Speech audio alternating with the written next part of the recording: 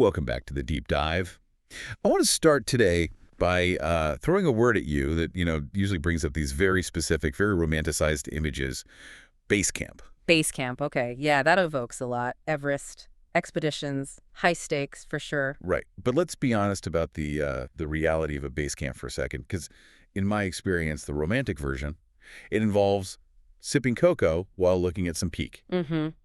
The reality is usually a tent flapping in your face at 3 in the morning, sleeping on a rock that somehow migrated into your spine, and instant coffee that tastes like battery acid. It's utilitarian. That's the word. That's the definition. A base camp isn't designed for comfort. It's designed for logistics. Yes. It's a place to store your gear and maybe pass out for 4 hours before you suffer some more. It's just a means to an end. Exactly. But today, we're looking at a stack of sources that claims you can have it both ways. We're heading to Moab, Utah to look at a property called the Gonzo Inn. The Gonzo Inn. And just right off the bat, Gonzo, it doesn't exactly scream peace and quiet, does it? It sounds a little chaotic. It's definitely a choice, and looking at their materials, that choice is very intentional. They aren't trying to be the Ritz, and they aren't trying to be a Motel 6. Okay. They're positioning themselves as this condo-style boutique hotel that has been a Moab original since 1998. So not a chain. Definitely not a chain.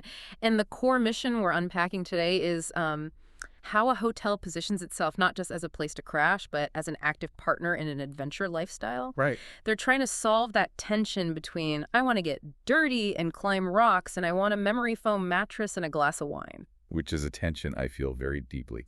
I want the Instagram photo of the hike, but I really, really want the air conditioning afterwards. Of course. But let's look at the location first. Because in real estate, they say location is everything.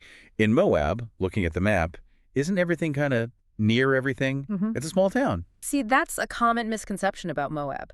Yes, the town itself is small, but the congestion is real. Oh, really? During peak season, spring and fall Main Street in Moab can turn into an absolute parking lot.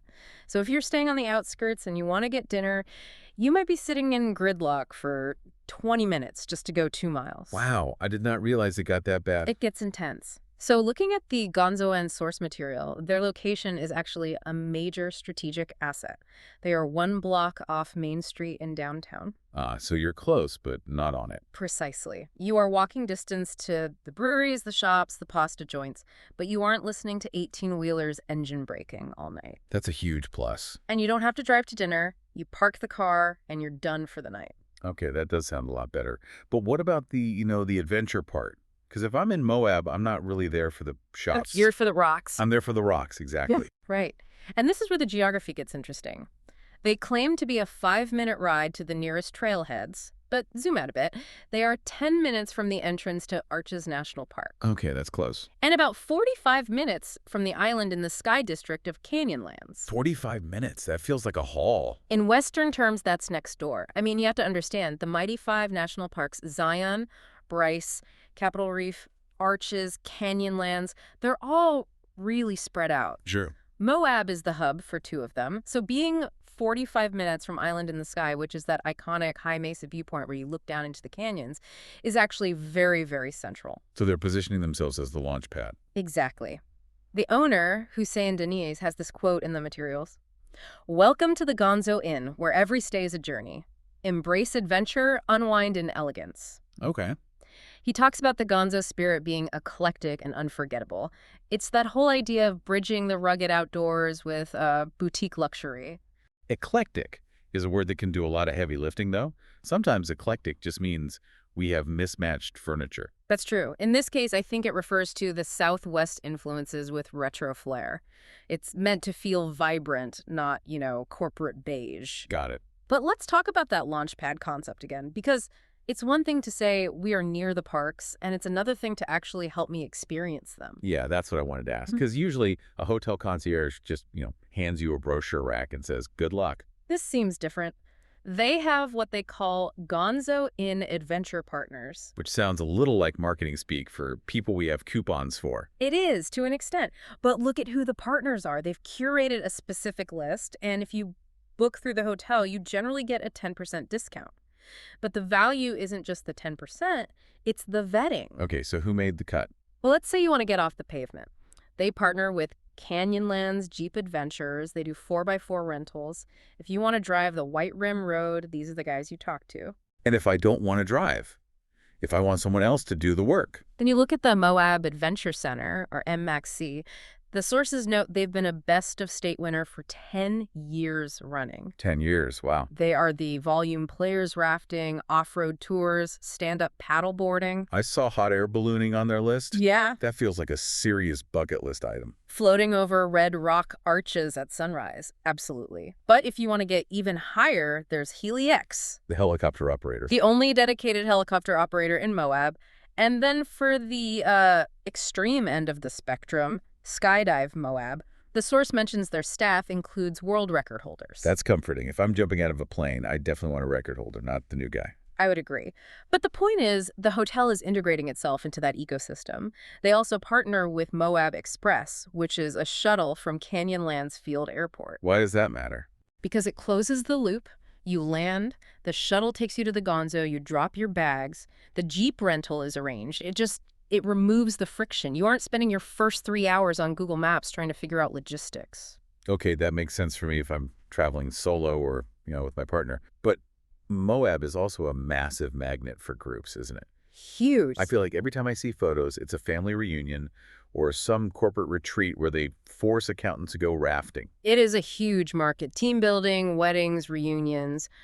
But organizing that is a nightmare. You have 12 different opinions, different budgets, different arrival times. So how does a boutique hotel handle something like that? Usually you need a big Marriott for that kind of coordination. Well, this is interesting. So, according to information obtained from sources, the Gonzo Inn has built a specific operational model just to capture this market. They aren't shying away from it. What does that look like in practice? Okay, so according to information obtained from sources, they actively market special rates for group and corporate bookings. But the key is how they structure the physical space. As follows, the sources describe a setup where guests have access to these communal gathering spaces, but the rooms themselves are condo-style, so spacious and private. That's the converge and diverge theory. Exactly. You need to be together for the barbecue, but you need to be able to get away from your Uncle Jerry when he starts talking politics. The rooms are designed for that rest and recovery part. And where does the converge part happen? Are we all just jamming into the lobby? No, they have specific venues. According to information obtained from sources, there are two main spots. First, there's a place called the Backyard. Original name.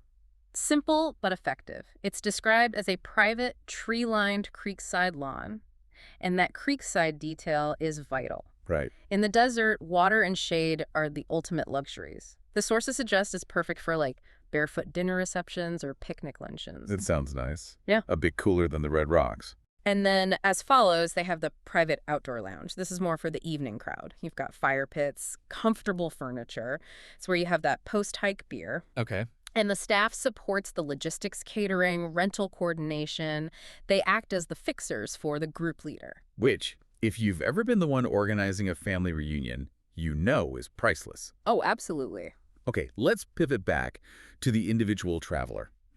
Because there is a specific tribe of people who go to Moab who are, let's say, particular. You mean the cyclists? The cyclists, the people who have bikes that cost more than my car. It is the mountain biking capital of the world, arguably. And if you are bringing a $5,000 carbon fiber bike, you're not leaving it locked to a fence overnight. No way. You're sleeping with it. Well, the Gonzo Inn anticipates that anxiety. They have secure bicycle storage with dedicated staff access, but they go a step further with something called the bike kitchen. A bike kitchen? Is that where they cook the bikes? It's a workspace. It includes a custom repair rack and a supply of standard tools. So if you rattled your derailleur loose on the Slick Rock Trail, you don't have to hunt for a bike shop at 8 p.m. You can fix it right there. Okay, that's actually really cool. But here's my skeptic question. Is that really a differentiator? Or is it just a stand in a room? The stand is useful, but the real differentiator is the wash station. A hose. It sounds so trivial, but have you ever dealt with Moab dust? I have not. It is not like normal dirt. It's this fine, red, silty powder. It gets into everything.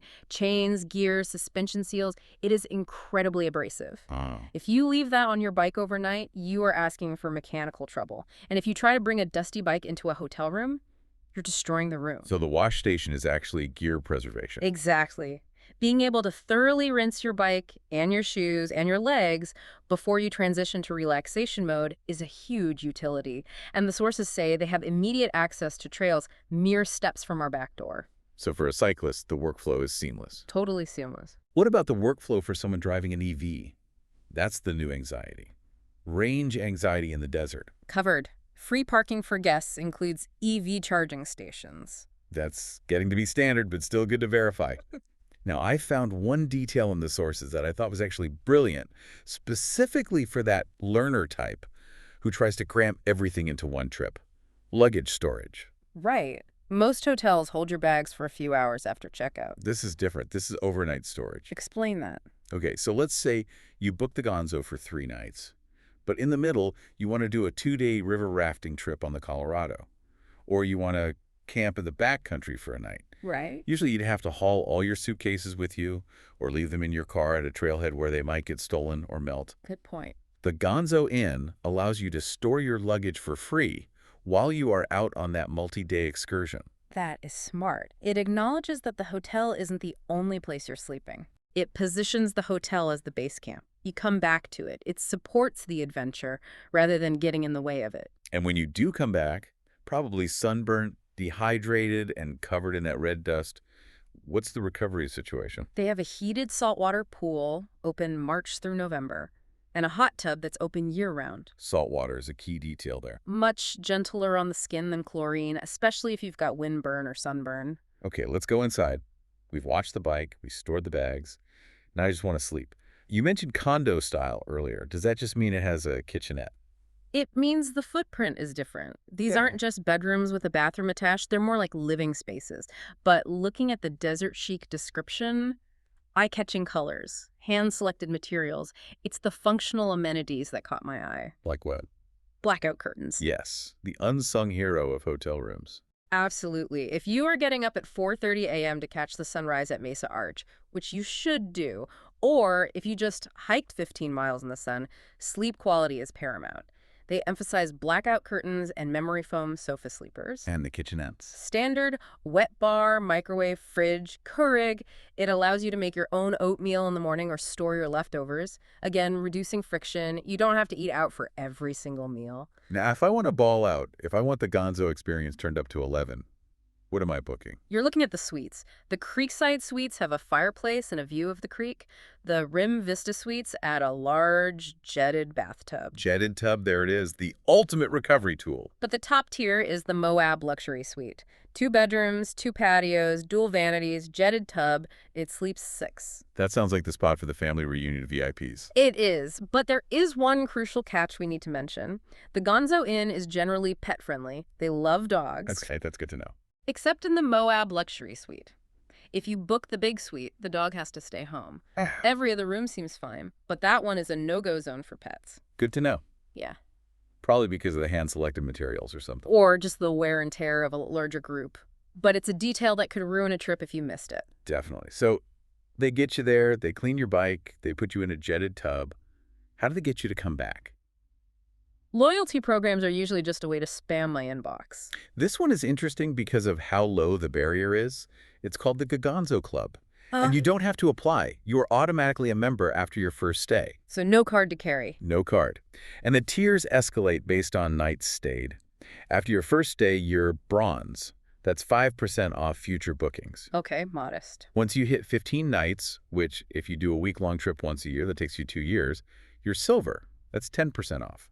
At 40 nights, you're gold with 15% off. And at 100 nights, you're platinum with 20% off. 100 nights is a lot of Moab. It is. That's for the diehards, the people who come every spring and fall for a decade. But the discounts are substantial compared to big chains where points just devalue over time. And what else do you get? The upper tiers get perks like robes, champagne, and express check-in. What if I'm not a frequent flyer? Are there other ways to save, or is it just full price for the rest of us? No, they have a pretty robust list of standing promotions, and some of them are quite generous. For example, proudly serving our nation, veterans and active military get 20% off. That is generous. Usually you see 10%. Right. They also offer 10% for frontlines workers, police, fire, EMS. Nice. There's the Gonzo is for lovers package, 10% off plus a treat. And then two that are purely logistical, the early bird and the stay longer. How early is early? 6 months. If you book 6 months out, you get 10% off. And honestly, given how fast Moab fills up, you should be booking 6 months out anyway. Yeah, trying to book Moab 2 weeks out is a recipe for sleeping in your car. Exactly. And stay longer is 10% off for 7+ nights. So if you combine these strategies, you can actually make the boutique price point much more accessible. So let's zoom out. We've looked at the bike wash, the jetted tubs, the location, the partnerships. When you put all these pieces together, what is the Gonzo Inn actually doing? I think they are redefining that Basecamp concept we started with. They've really realized that the modern adventurer has changed. How so? Well, 20 years ago, the adventure traveler was maybe someone who didn't care about comfort. They wore the dirt like a badge of honor. But today, the learner profile, the person listening to this, wants the aha moment of the hike. They also value their time and their body. They want the experience without the suffering. Or at least they want to choose their suffering. They want to suffer on the climb and not on the mattress. The Gonzo Inn creates a bridge. It offers specific utility like the EV charging and the luggage storage that proves they understand the lifestyle. Right. They aren't just selling a room, they're selling a logistics hub. It's the difference between a hotel that just tolerates your muddy boots and a hotel that expects them. That's a great way to put it. So here's the question I'm left with, and maybe the listeners should chew on this too. We live in an era of generic travel. You can book a standardized beige room in almost any city on Earth. But how much value does local character and specific utility actually add to your trip? Is a bike wash station worth more than a chocolate on the pillow? Exactly. Does the hotel understand why you're there? Because if they do, they become part of the team, not just a vendor. I think for the Gonzo Inn, the answer is clearly yes. Well, whether you're planning to jump out of a perfectly good airplane or just sit by the creek with a glass of wine, I hope you find your own version of the Gonzo spirit. Thanks for diving in with us. Safe travels.